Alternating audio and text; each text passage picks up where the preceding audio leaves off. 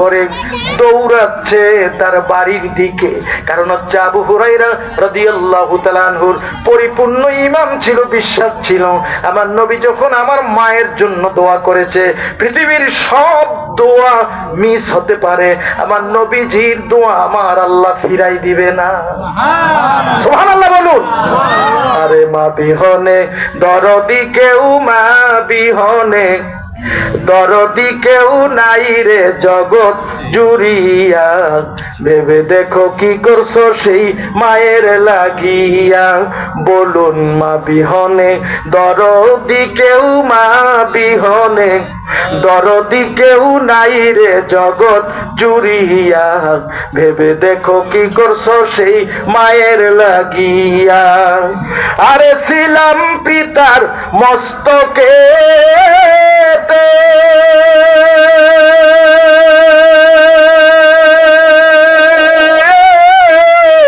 পরে এলাম মায়ের উদরেতে,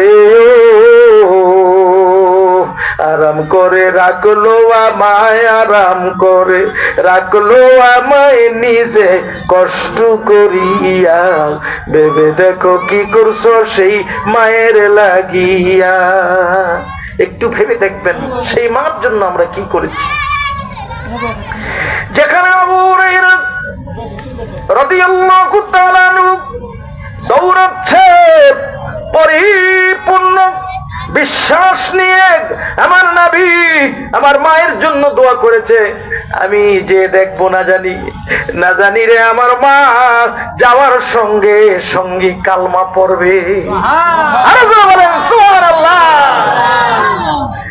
দৌড়াচ্ছে আবু হুরায়রা রাদিয়াল্লাহু তাআলা আনহু, বাড়ির ভিতরে প্রবেশ করে দরজার সামনে যখন গেলেন, দেখতে পেলেন দরজা লক, ভিতরে পানির শব্দ শোনা যাচ্ছে, পানি ঢালছে।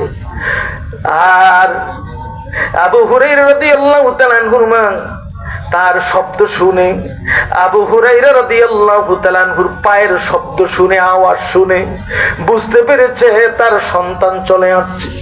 ভিতর থেকে ডাক দিয়ে বলে, আমার কলিজার টুকরা সন্তান, তুমি দরজা ধাক্কা দিও না, ভিতরে প্রবেশ করিও না, একটু বাহিরে অপেক্ষা করো। আবু হুরায়রা রাদিয়াল্লাহু তাআলা আনহু চিন্তায় পড়ে গেছে, মা কি করছে, দরজা খুলতে নিষেধ করছে, দাঁড়াইয়া আছে মার হুকুম মানার জন্য দরজার সামনে। এদিকে দরজার ভিতরে, ঘরের ভিতরে মা ওই সময় গোসল করতেছিল পবিত্র হওয়ার জন্য। সুবহানাল্লাহ।